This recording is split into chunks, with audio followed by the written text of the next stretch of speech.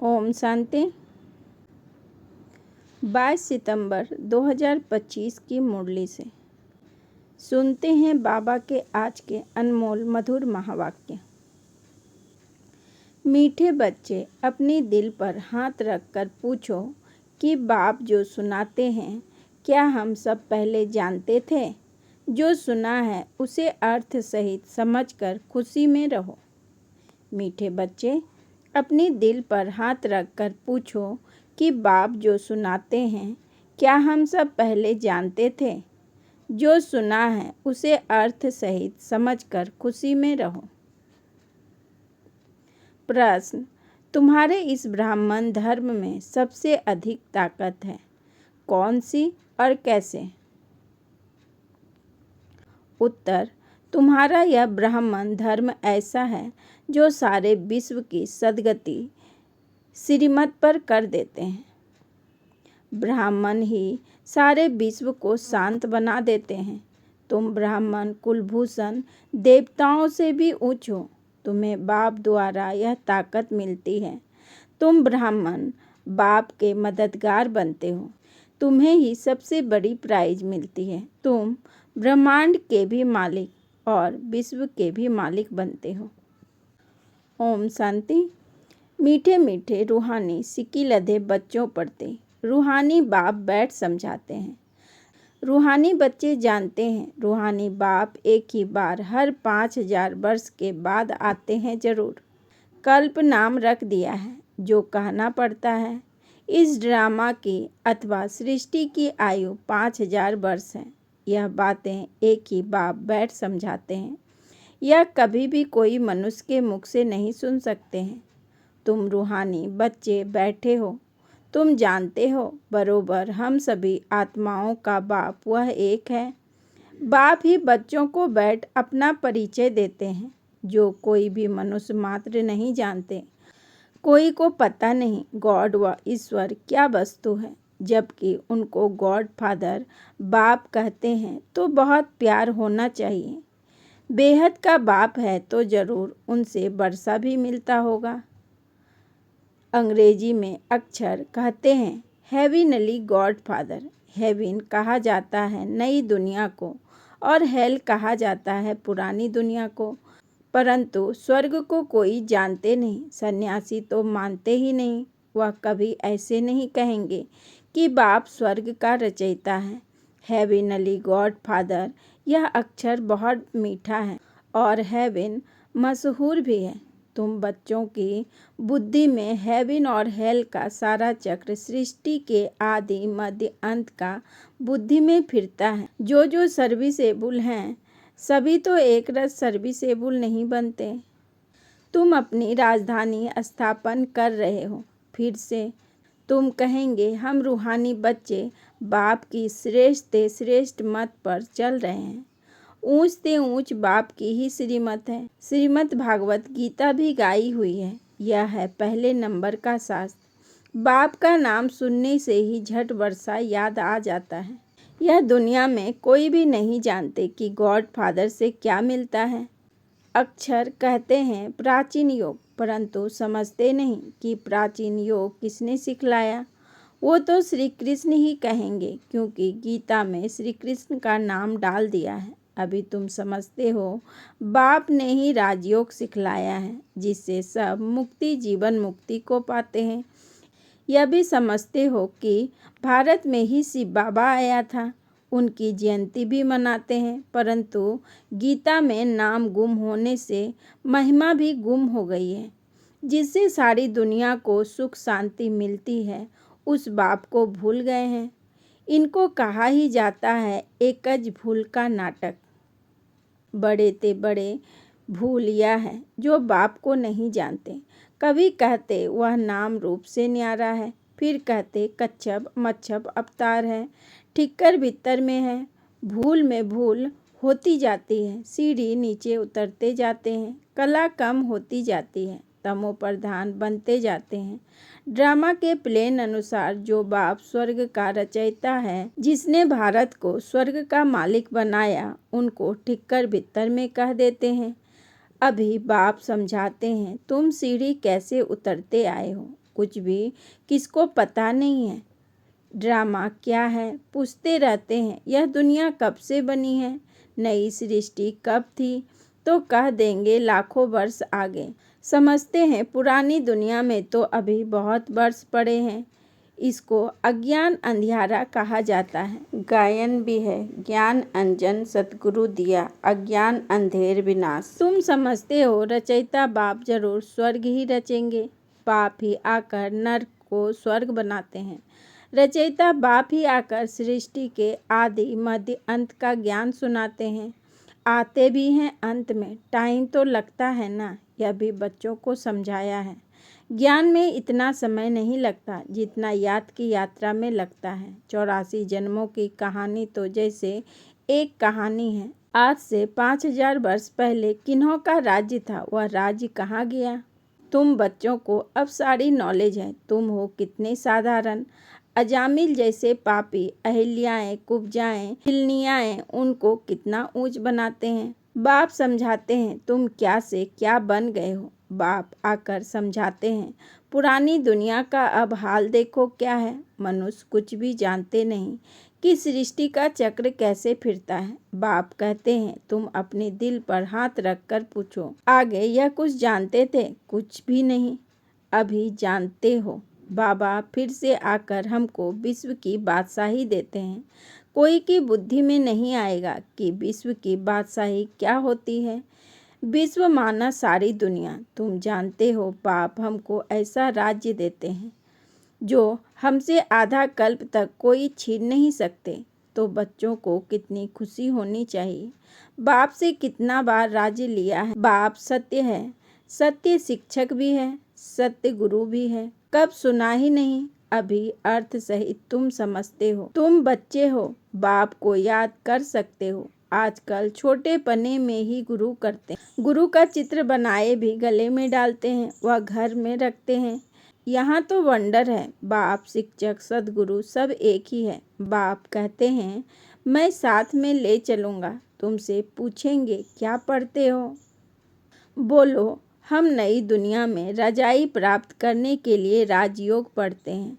यह है ही राजयोग। जैसे बैरिस्टर योग होता है तो जरूर बुद्धि का योग बैरिस्टर तरफ जाएगा। टीचर को जरूर याद तो करेंगे ना। तुम कहेंगे हम स्वर्ग की रजाई प्राप्त करने के लिए ही पढ़ते हैं। कौन पढ़ाते हैं? शिव बाबा भगवान। उनका नाम तो एक ही है जो चला आया है। रथ का नाम तो है नहीं। मेरा नाम है ही शिव। बाप शिव और रथ ब्रह्मा कहेंगे।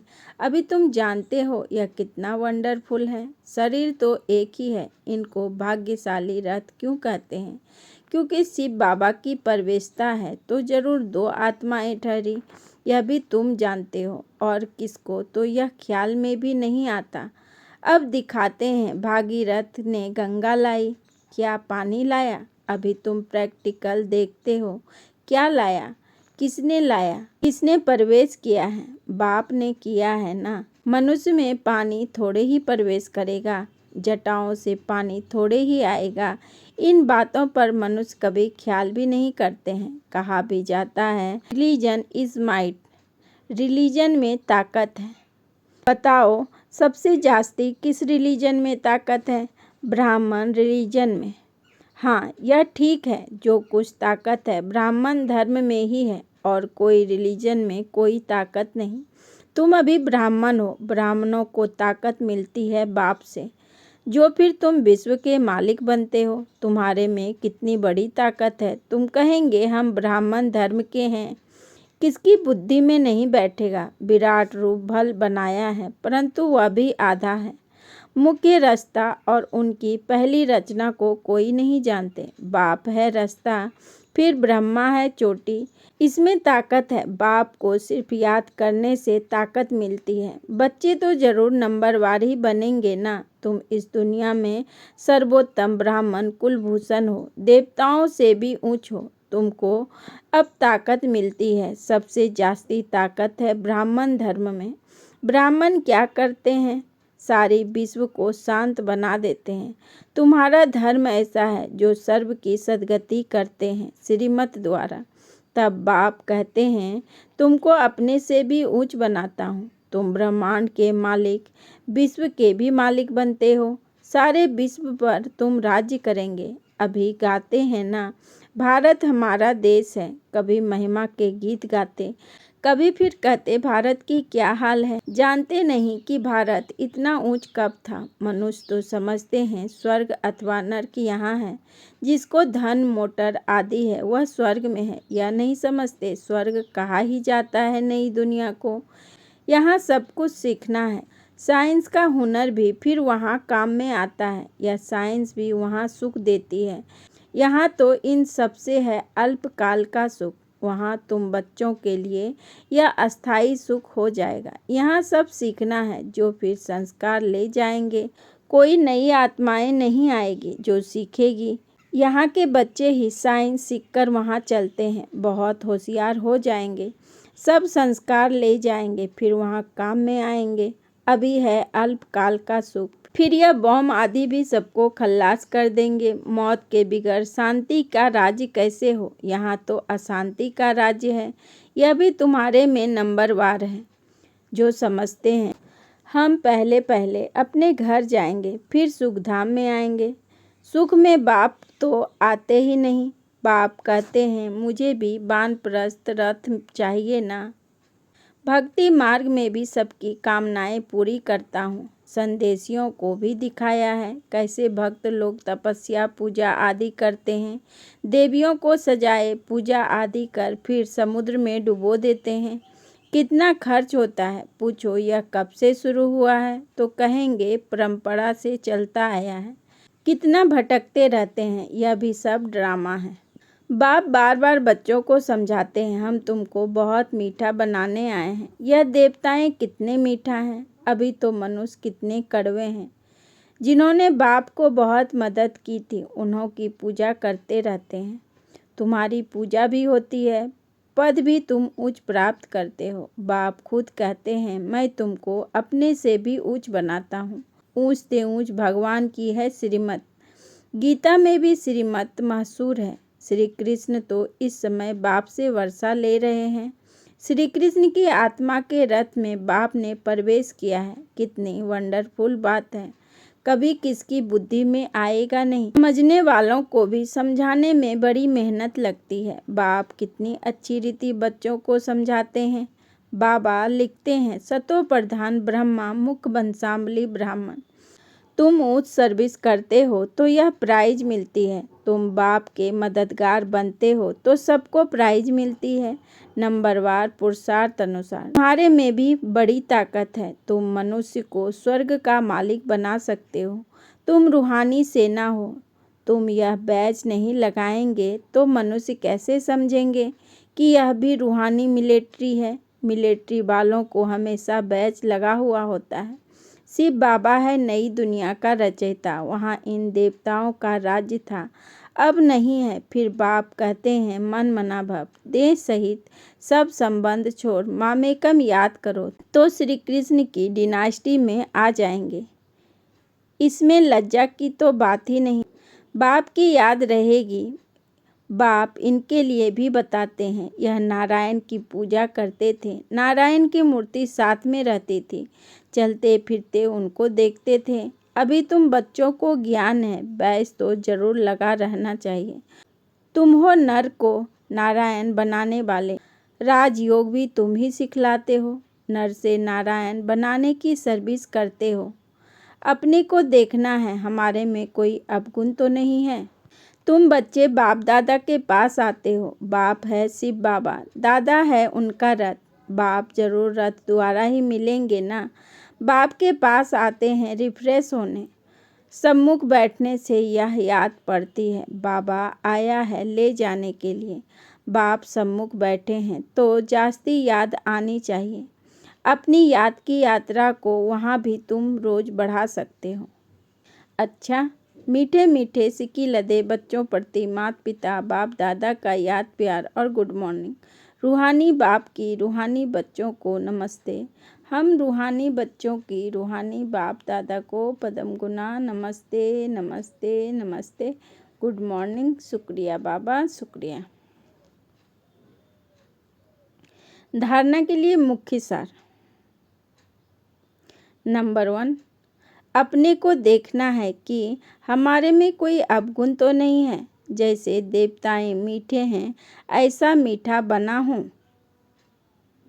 नंबर 2, बाप की श्रेष्ठ से श्रेष्ठ मत पर चल अपनी राजधानी स्थापन करनी है। सर्विसेबल बनने के लिए सृष्टि के आदि मध्य अंत का हेवन और हेल का ज्ञान बुद्धि में फिराना है।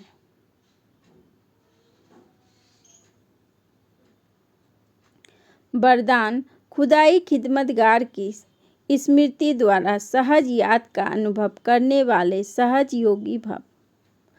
खुदाई खिदमतगार की स्मृति द्वारा सहज याद का अनुभव करने वाले सहज योगी भव। विस्तार में बाबा ने कहा, खुदाई खिदमतगार अर्थात जो खुदा व बाप ने खिदमत सेवा दी है, उसी सेवा में सदा तत्पर रहने वाले। सदा यही नशा रहे कि हमें स्वयं खुदा ने खिदमत दी है। कार्य करते हुए जिसने कार्य दिया है उसको कभी भूला नहीं जाता। तो कर्मणा सेवा में भी यह स्मृति रहे कि बाप के डायरेक्शन अनुसार कर रहे हैं, तो सहज याद का अनुभव करते सहज योगी बन जाएंगे। स्लोगन, सदा गॉडली स्टूडेंट लाइफ की स्मृति रहे तो माया समीप नहीं आ सकती। सदा गॉडली स्टूडेंट लाइफ की स्मृति रहे तो माया समीप नहीं आ सकती।